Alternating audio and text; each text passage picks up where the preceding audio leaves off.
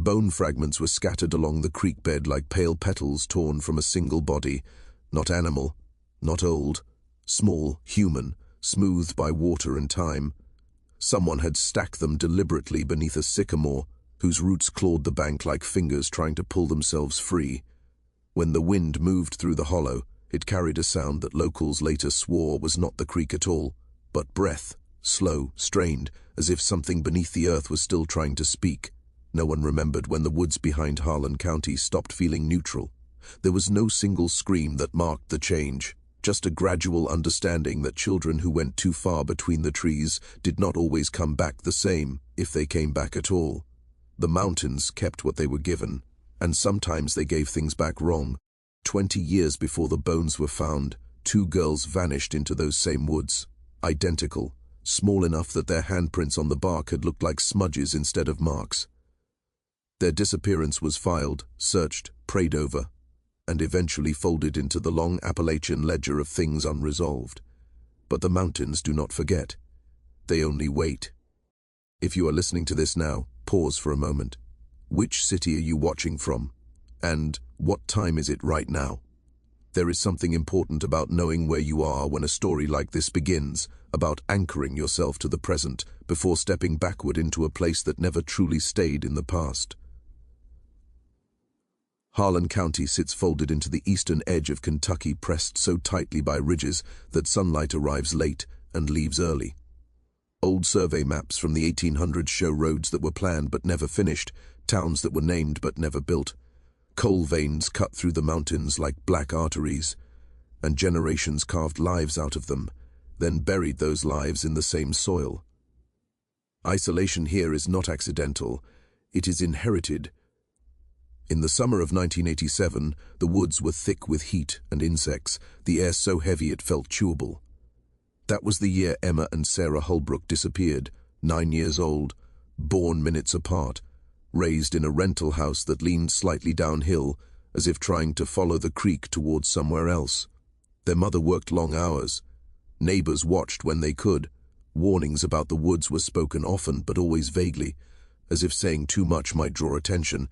When the girls did not come home, searchers found a bicycle tipped over in gravel and a single shoe near the tree line, pink, small, the kind of detail that lodges itself in memory and refuses to dissolve. Dogs tracked their scent to water, and then nothing, as if the land itself had decided to interrupt the trail.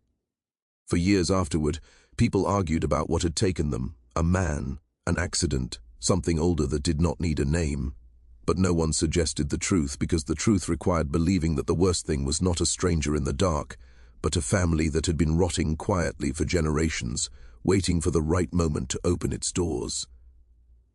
The creek kept running, the woods kept growing, and somewhere beneath the roots, something remembered 2 girls who never learned they had a choice. Old county records describe Harlan as a place of passage, not arrival. People came through to work the seams, to trade, to disappear. Church ledgers from the early 1900s list entire families who baptized their children and then never returned, their names trailing off the page as if the ink itself had lost interest. The mountains allowed this kind of vanishing. They offered cover, silence, and a way to live without witnesses. Emma and Sarah Hullbrook were born into that silence without understanding its weight. They shared everything, beds, secrets, the strange private language twins invent when the world feels too large. Their mother, Janet, kept the house clean in a way that felt defensive, as if order might keep loss from entering. Their father existed only as an absence, a space no one named.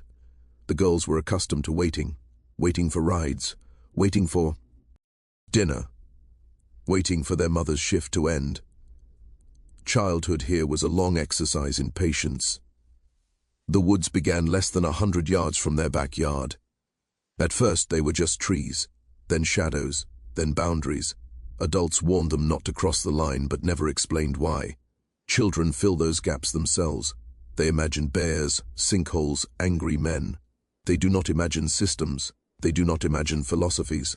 They do not imagine bloodlines folding inward like diseased organs. On the morning they vanished, the air smelled of rain that never came. Cicadas screamed from the canopy, loud enough to blur thought. The twins had been restless, circling the yard, drifting closer to the tree line with each pass. There are no photographs of that day. Only witness statements stitched together later, frayed and inconsistent. Someone saw them near the fence. Someone thought they heard laughter. Someone noticed an unfamiliar man's boot prints near the creek, but dismissed it as a hunter passing through. By nightfall, the laughter was gone. The shoe remained. Search parties moved through the forest in widening spirals. They called the girls names until their voices broke. They found nothing but impressions that might have been footprints and scratches that might have been branches. At night, they built fires and listened to the woods answer with its own sounds, snapping limbs, distant animal cries, echoes that arrived half a second too late. Rumors surfaced quickly. They always do. A hermit, a cult, a family so deep in the hills they no longer remembered how to speak to outsiders. One name surfaced more than once, spoken quietly, usually after dark. Ezra Cordell, an old man who came to town a few times a year with pelts and jars of something herbal and bitter. He never stayed long. He never answered questions directly. People said he lived back there. Gesturing vaguely toward miles of forest, no one bothered to map carefully anymore. Law enforcement searched for him out of obligation more than conviction. You cannot find someone who does not want to be found, not in terrain that actively cooperates with concealment. Eventually the case cooled, files were boxed. Janet Hullbrook aged visibly in a single year. The girl's room remained untouched, collecting dust like a second layer of skin. What no one understood then was that the disappearance was not an ending, it was an intake, a door closing softly behind two children who were about to be rewritten from the inside out. The valley where Emma and Sarah were taken did not appear on any modern map. Older topographic surveys hinted at it only indirectly, contour lines tightening in a way that suggested depth without naming it. The descent into that hollow required knowledge passed by mouth, not paper. A wrong step could break an ankle. A wrong turn could leave you walking in circles until the forest decided you were done. Ezra Cordell had been born there, or near enough that the distinction no longer mattered. Birth records disagreed. Census data contradicted itself. What remained consistent were the gaps, years when no one was listed, children who appeared on one form and vanished on the next, women whose ages did not align with the number of births attributed to them. The Cordell name threaded through these inconsistencies like a stain that refused to wash out. When Emma and Sarah woke. After the forest went dark, they were no longer children who belonged to anyone who would come looking. The cabin they were held in smelled of damp earth and old smoke. Light entered through gaps between logs, thin and inadequate. Ezra spoke to them gently at first, in a voice that carried certainty rather than warmth. He told them they were safe. He told them their mother had agreed to this. He told them the world beyond the trees was sick, and that they had been chosen. Children believe adults because disbelief requires alternatives. The twins cried until exhaustion replaced fear. Hunger followed, days blurred. The cabin became the world. Other people lived in the valley, though the girls did not see them immediately. Sounds traveled first, footsteps, coughing, murmured prayers spoken in a dialect that felt older than English. When Emma and Sarah were finally allowed outside, they saw faces that mirrored each other in unsettling ways. Similar eyes, similar mouths. Features repeated with slight distortions, like copies of copies. No one introduced themselves with names. Relationships were assumed, not explained. Time in the valley was marked by work and ritual, chores taught through repetition, meals eaten in silence, nights punctuated by screams that no one acknowledged. The twins learned quickly what questions led to punishment. They learned that disobedience did not need to be loud to be painful. They learned that affection was conditional and always me, with expectation attached. Ezra watched everything. He did not need to raise his voice. Authority radiated from him the way cold radiates from stone. He spoke of blood as if it were a language, something that carried memory and obligation. Outsiders, he said, diluted truth. They introduced weakness. The family survived because it remained closed. By the time Emma and Sarah reached adolescence, the idea of leaving felt abstract, like remembering a dream from another life. Their bodies changed in ways that frightened them, and there was no privacy in which to process that fear. When Ezra announced that they were old enough to contribute, the words were delivered as fact, not threat. What followed was framed as necessity. The first birth happened in winter. Snow sealed the valley from the rest of the world. The baby's cry echoed against the rock walls and came back altered, stretched thin. Emma did not understand what had been taken from her, only that something irreversible had occurred. Sarah held her hand and stared at the ceiling, counting breaths. The town above continued to age and forget. Janet Hullbrook died without answers. The woods grew thicker. And in the valley, children were being born who carried too much sameness in their faces, too much history in their bones. This was not madness, it was structure, and it had been waiting long before two girls wandered too close to the trees. As the years layered themselves over the valley, normality bent until it snapped. What had begun as routine hardened into ritual. Meals followed precise orders of seating. Sleeping arrangements shifted without explanation. Pairings were announced the way weather is announced, unavoidable, unquestioned. The twins learned to read Ezra's silences, to anticipate what would be required of them before the words were spoken. At night, symbols were scratched into wood and stone, not decorative, instructional, marks that indicated lineage, obligation, permission. Children learned them before they learned to read numbers. Some were repeated from older cabins that had collapsed and been rebuilt in the same footprint, as if the land itself refused to let the pattern drift. Emma noticed first that the younger children did not behave like children. They watched adults too closely. They spoke with caution that felt rehearsed. When animals wandered too near the compound, they were not chased away but captured, examined, sometimes cut. The lessons were framed as practical: how bodies fail, how blood reveals truth. Small bones were cleaned and kept, larger ones were burned. Sarah began to draw in secret, scratching images into scraps of bark with a nail she hid in her sleeve. The drawings showed people connected by lines that twisted back on themselves. Faces stacked over faces. Mothers with the same eyes as their daughters. When Ezra found them, he did not punish her. He smiled, thin and pleased, and told her she was beginning to understand. Visitors came, occasional. Lie. Not often enough to feel like a threat, but enough to remind the valley it was not entirely sealed. Men who stayed briefly, women who never left. Children who arrived frightened and learned silence quickly. Each arrival adjusted the internal balance. Each disappearance reinforced the rules. The twins' sense of identity began to fracture. They were sisters. They were mothers. They were something else the valley did not have a word for but enforced all the same. Memory became unreliable.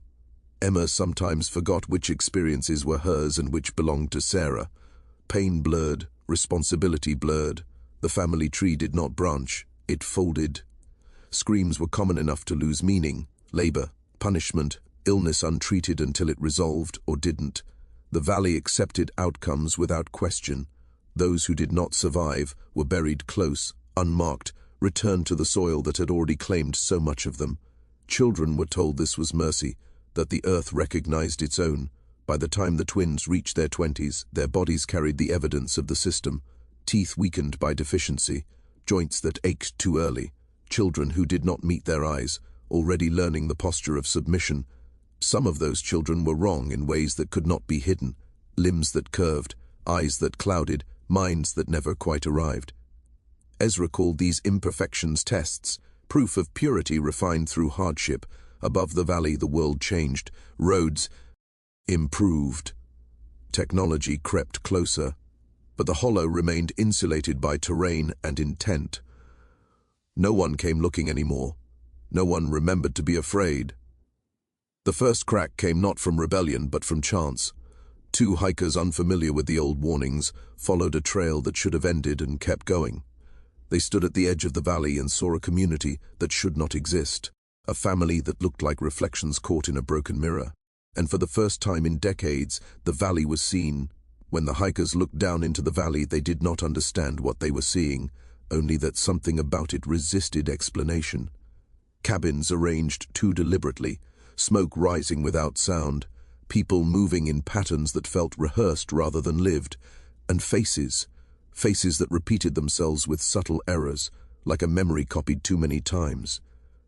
They did not call out. Instinct told them not to.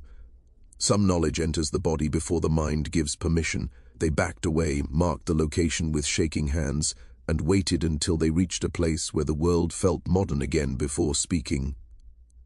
3 days later, the valley filled with noise it had never known. Helicopters cut the air. Boots crushed undergrowth that had been left undisturbed for decades. Voices shouted names no one answered to anymore. Ezra did not resist. He stood outside the main cabin, hands folded, watching as if the scene confirmed something he had always known would happen. The removal of the residents unfolded slowly. Children screamed at the sight of uniforms. Adults refused to move without Ezra's approval. Some clung to the ground, nails breaking as they tried to hold onto soil that had defined them. Emma and Sarah were separated almost immediately, taken to different vehicles, their protests dismissed as confusion rather than terror. They had never existed apart. Now they were expected to. Medical examinations documented what the valley had produced. Bodies underfed but resilient. Injuries untreated but adapted to. Genetic markers repeating in ways that made doctors pause mid-sentence.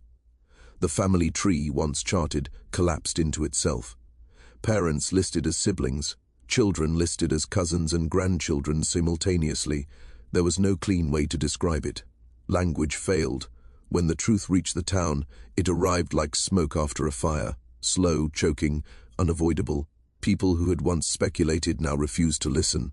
Churches held emergency meetings, records disappeared from filing cabinets, animals were slaughtered on properties loosely associated with the Cordell name, as if blood might cauterize guilt. One abandoned house, believed to have belonged to an earlier generation of the family, was set alight in the night. No one admitted to seeing who struck the match. Ezra was charged with crimes that spanned decades. He spoke calmly in custody, explaining his philosophy without apology.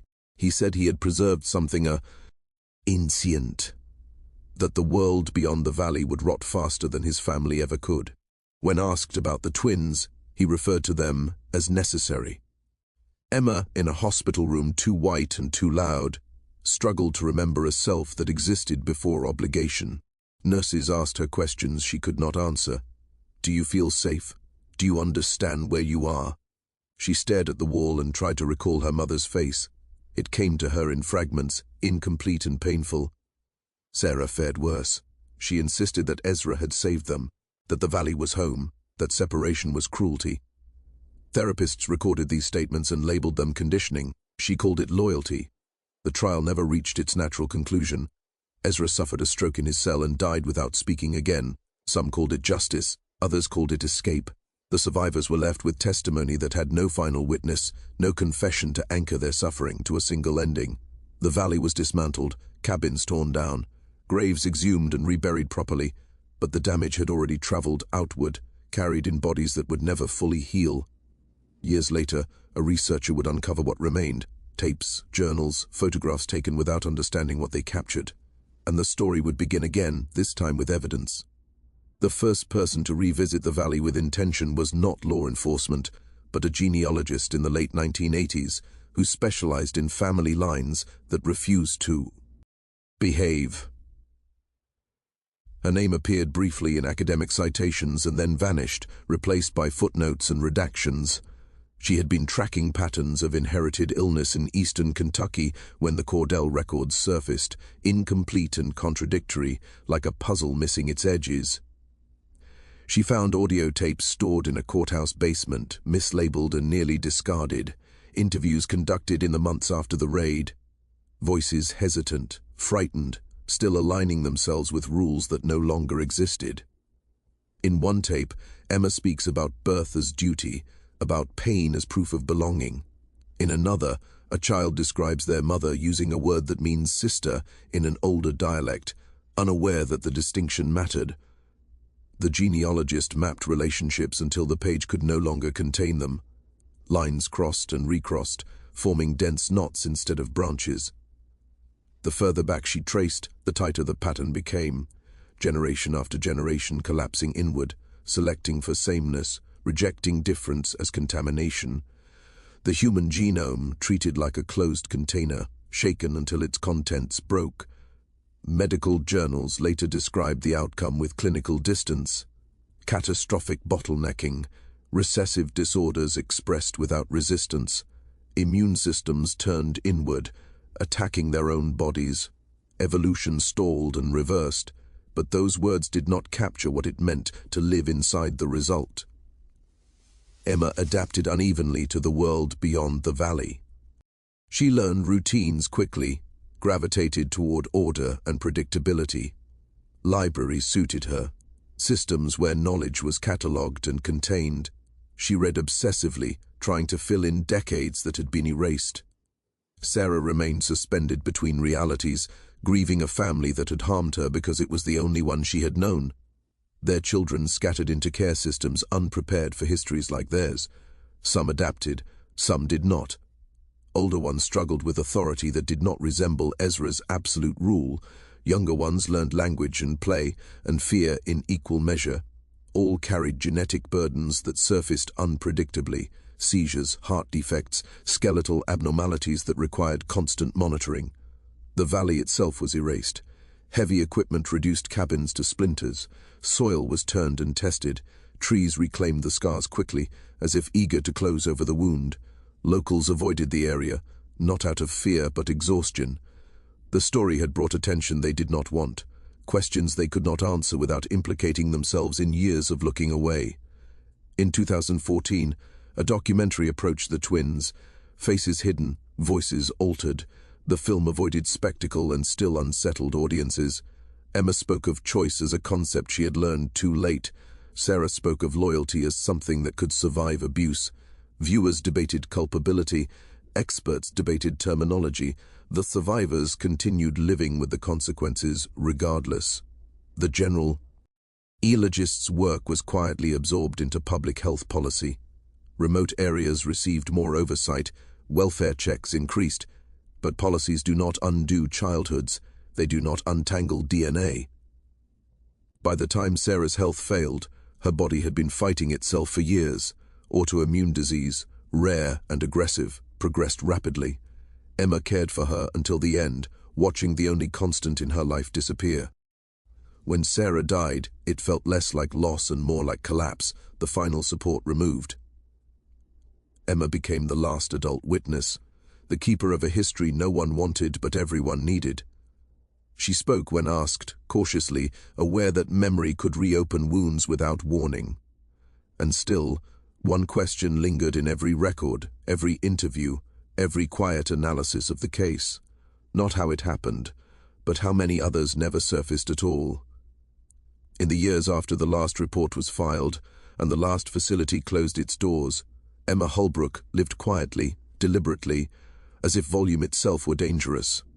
She avoided crowds, she avoided questions that began with why. Some truths did not open outward. They folded back in, sharp-edged, demanding payment each time they were handled. Researchers still requested her testimony. Students still wrote letters. Journalists still circled the case, like scavengers hoping a new angle might reveal something untouched. Emma gave them fragments when she could, dates, sensations, the shape of fear. She never offered absolution, not for Ezra, not for the valley, not for the systems that failed to notice children disappearing into trees year after year. What remained of the Cordell bloodline dispersed across institutions and supervised homes. Some lived longer than expected, others did not. Medical files thickened. Autopsies added new annotations. Each life became a footnote to a philosophy that treated people as vessels rather than beings. The genetic damage did not end with rescue. It persisted quietly, asserting itself in organs and bones, in illnesses that arrived without warning.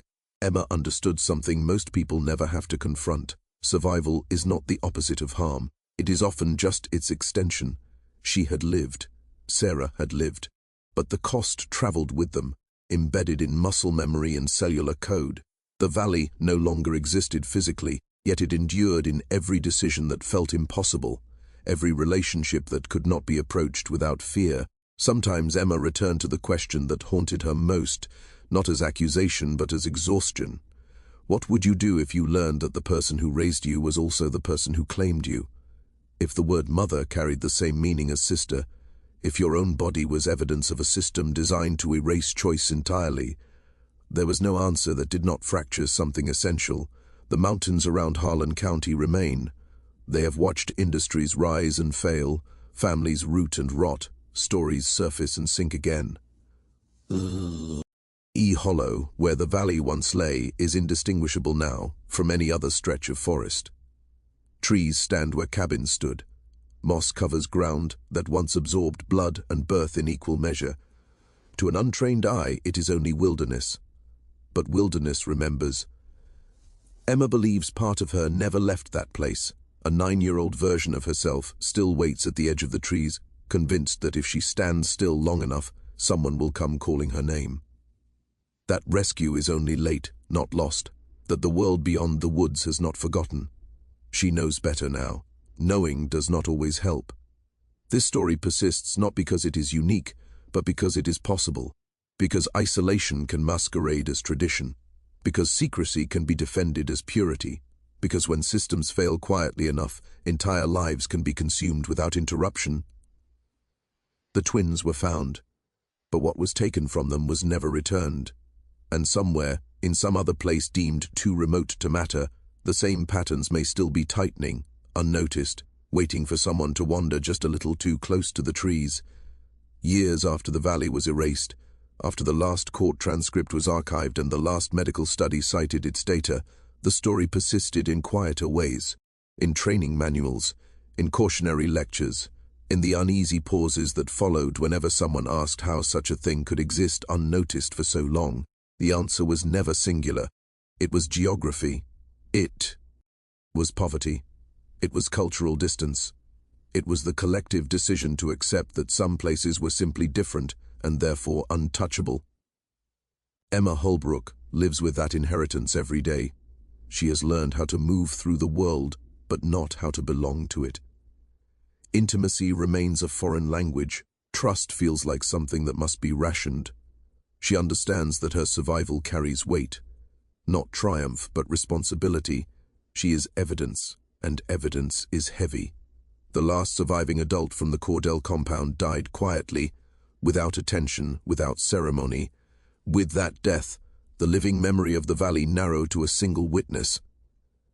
Emma became the final keeper of a history that resists neat endings. There is no redemption arc that fits, no lesson that lands cleanly, only consequences unfolding at different speeds. The mountains have reclaimed the land. Rain has washed away the paths that once led down into the hollow. Animals move freely where people were once catalogued and controlled. If you stand there long enough, you can convince yourself nothing ever happened, that the earth has healed. That silence means peace. It does not. The damage lives on in bodies that will never fully function as intended, in medical charts that grow thicker with age, in dreams that replay scenes without context, without warning, in the knowledge that childhood can be stolen so completely that even memory struggles to prove it once existed. What happened to Emma and Sarah Hullbrook was not folklore. It was not myth. It was the result of unchecked isolation meeting ideology, of blood mistaken for destiny, of a family structure allowed to decay until it became unrecognizable. It was made possible by distance and sustained by indifference. So consider this carefully. What would you do if you uncovered records proving that your mother was also your sister? That your family tree did not branch outward, but collapsed inward, generation after generation, carrying damage forward like an inheritance no one consented to receive? Would you burn the records and pretend you never knew, or would you carry the truth, knowing it will cost you more than silence ever could? Emma carries it still. Not because she wants to, but because forgetting would mean letting the valley win completely. Somewhere inside her, that 9-year-old girl remains, standing at the edge of the trees, listening for a voice that never came soon enough.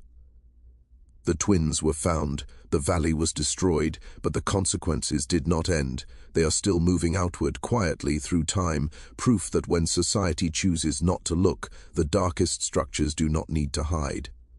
They simply wait.